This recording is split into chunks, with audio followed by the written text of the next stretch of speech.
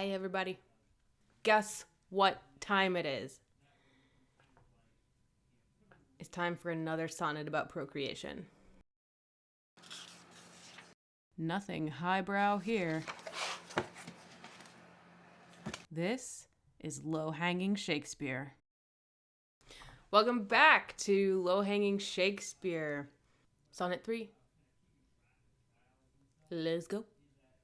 First things first, like always, we gotta read the damn thing.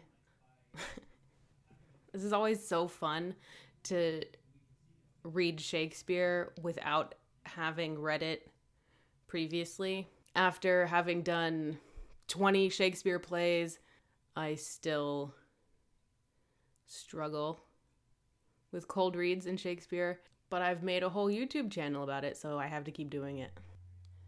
Look in thy glass, and tell the face thou viewest. Now is the time that face should form another, whose fresh repair, if now thou not renewest, thou dost beguile the world, unless some mother unbless. I thought that was a typo. Unbless some mother.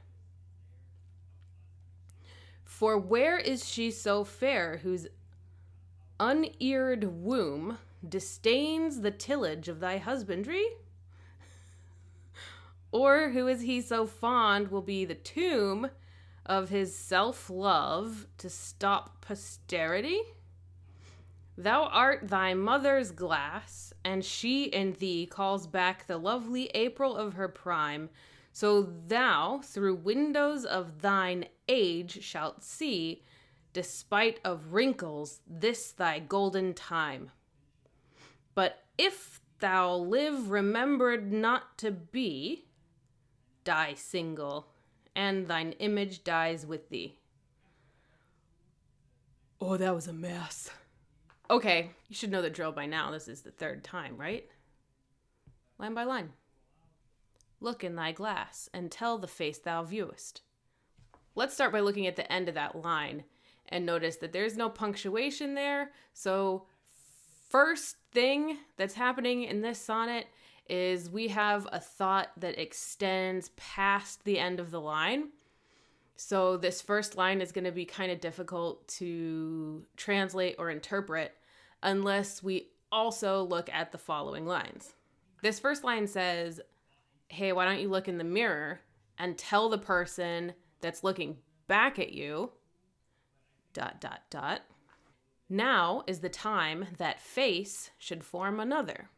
Now is when you should think about making new faces, which sounds kind of surreal if you're thinking about acid trips and mushrooms, but really we're talking about making babies again. God, does this guy have a theme or what? Hey, you. Why don't you look in the mirror and tell the person that's staring back at you that it's time to start making babies? Hey, look in the mirror and tell that bitch now it's time to start making babies. I also like that in the second line, you could say now is the time, or you could say now is the time. So it could be an answer to somebody's question, should I start making babies now? Or it could just be general counsel that now is the time. This line is so hard. Oh, dude. Whose fresh repair, if now thou not renewest. If you don't do it now, something's going to happen. I'm not entirely sure yet. We'll find out in the next line. Who, if you don't do it now while you're still young, ... Thou dost beguile the world, unbless some mother. You are tricking the world. Unbless some mother. Apparently, now this is word on the street. I don't know this personally, but I know people who have done this. They have children. Apparently, those little vectors for disease are blessings. So if a mother is blessed by having a child, by not having that child, they aren't going to be blessed. How do you change the word unbless into another word? This is why Shakespeare is so brilliant. I find it really hard sometimes to take the words that he used and put them into my words, because his words are just good. Come on, unbless? Unbless. Like, what even is a word for that? Did he make that one up? Unbless. Deprive. You are tricking the world and depriving some poor mother. Is this kind of a guilt trip? I mean, it's definitely a guilt trip, which makes me wonder who this is to. Is this written to people who can give birth? Or is this written to people who can seed those who can give birth? Start of the second quatrain. Again, we're starting in a thought that extends past the end of the first line. For where is she so fair whose uneared womb? Let's talk about the word uneared. I kind of want to take back what I said about Shakespeare using good words. Uneared, that's kind of gross. They are talking about ears of corn, which actually doesn't make the situation any better. I don't know which is worse to think about. A womb full of corn or a womb full of human ears. Now I'm rethinking that first line about making more faces. Nope, I take it back again. Shakespeare is good at words, because in that first line he did say, I think you should look at that face in the mirror and make more faces with it. And now he's saying uneared, which means there's nothing to harvest. But it also, I mean, where do ears develop? In a womb. So there's kind of a double meaning. I don't like it, but it is there. Where is this woman that's so beautiful that her empty uterus? Where is this person who is so hot and not knocked up, disdains the tillage of thy husbandry? Gross. We have determined that a womb or a uterus is a field wherein one might plant corn. So we're bringing it back to that, and we're saying that a husband can till the barren field and plant his seeds there. You catch me? You caught me. Where is this lady that's so smoking hot that she won't bone you? So where's this person who's so hot and not knocked up that she even hates the idea of being your baby mama? Where is she? Or who is he so fond will be the tomb? Or who is he so fond will be the tomb of his self-love to stop posterity? Okay, I need to take a minute on these two lines, really work through these, because they don't make a damn bit of sense to me. Let's try and figure these out, I guess. Gotta bust out the glossary. Propagation. Oh, prick. Should look up that one. Do it later. It's not the place. This is why I shouldn't be allowed to have dictionaries. Fond actually had a different meaning in Shakespeare's time than it does today. Modern language, fond means that you like something, but in Shakespeare's time, fond meant stupid or foolish. So who is he so stupid will be the tomb of his self-love to stop posterity. I like the word posterity. It sounds like posterior. Where's P in the alphabet? Plants, pinch, Pennyworth? Oh, prick came back. Thorn, prickle, barb. It's not what you think. That's probably one of the best resources that I actually have on my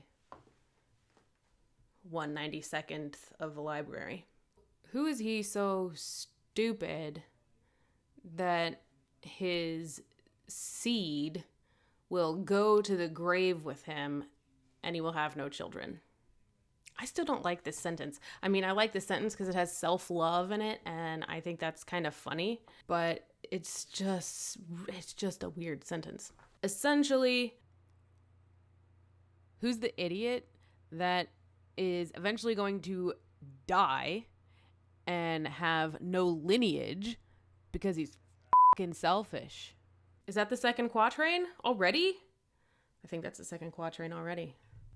You know, there's a real pattern with this one.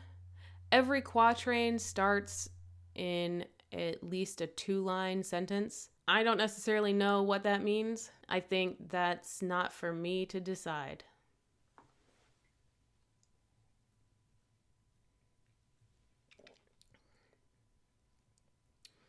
You know when you're drinking something and it kind of burns your eyes?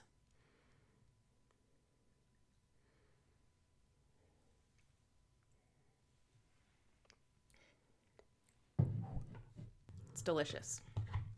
Thou art thy mother's glass, and she in thee. Here we have the word glass again, which isn't a cup like it is nowadays. It is a mirror. So you, who look like your mother, calls back the lovely April of her prime. Here we go again, talking about agriculture. April is springtime. It is a time of growth and youth. You look just like your mom, and when she looks at you, she sees her youth. So thou, through windows of thine age, shalt see. Windows to the soul. Could be our eyes. We are talking about faces a lot in this one. Windows of thine age. As you get older, you're going to see things differently. And so when you're older, you're going to see ... Despite of wrinkles, this thy golden time. Even though you have wrinkles, this is still the perfect time. This was essentially Shakespeare's way of saying, you'll change your mind when you're older. It's rhyming couplet time. It's always fun to look at the rhyming couplet at the end because it really is the thesis of the whole thing. So maybe it needs its own segment. Maybe. I don't know. Do I do segments? Am I a tapeworm? I don't know. Yes, I am a tapeworm. But if thou live remembered not to be, die single, and thy image dies with thee. If you continue living without having this heir, without making babies, die alone. No one will remember you.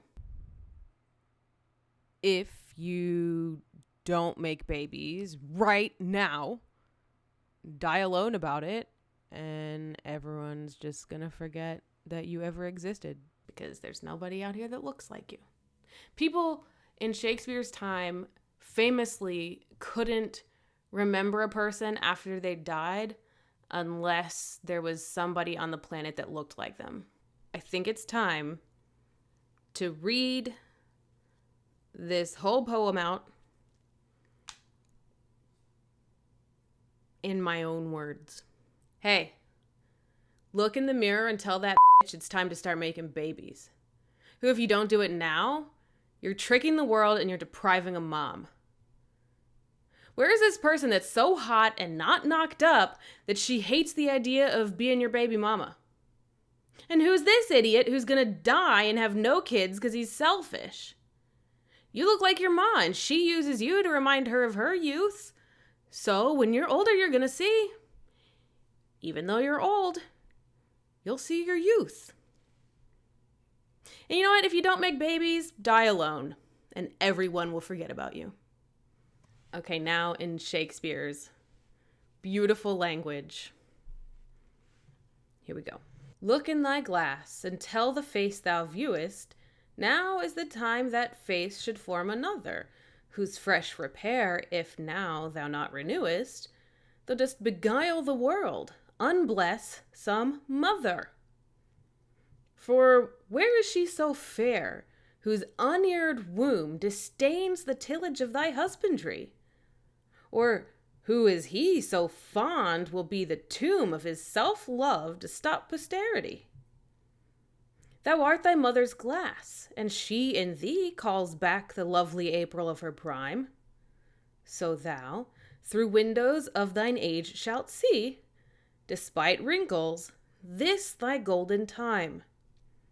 But if thou live remembered not to be, die single, and thine image dies with thee.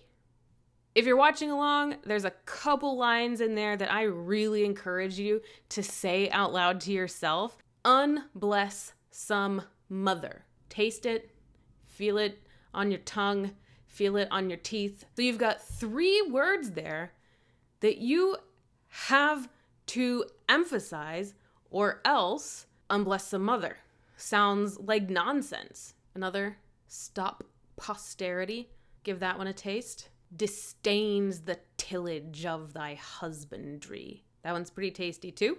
I like this sonnet better than the last one, that's for sure. I still don't agree with the message. You know, I guess if I want sonnets about choosing not to have children or rearing a house full of cats, I'll probably have to write those myself.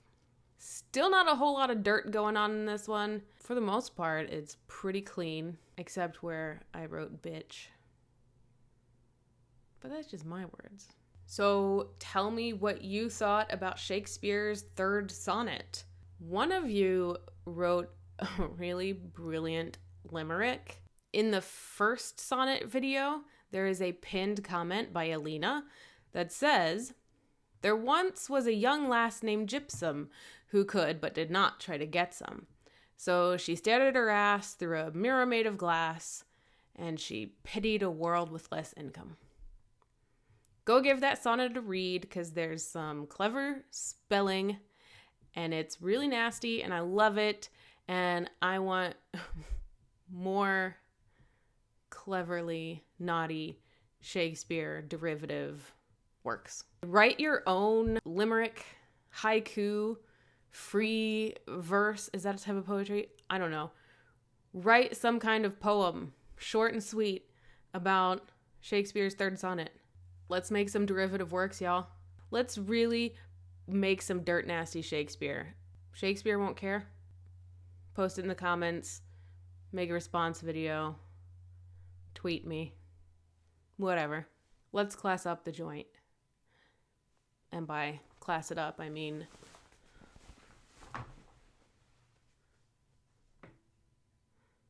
let's make Shakespeare roll in his grave. Liketh and subscribeth. Also, hey, y'all.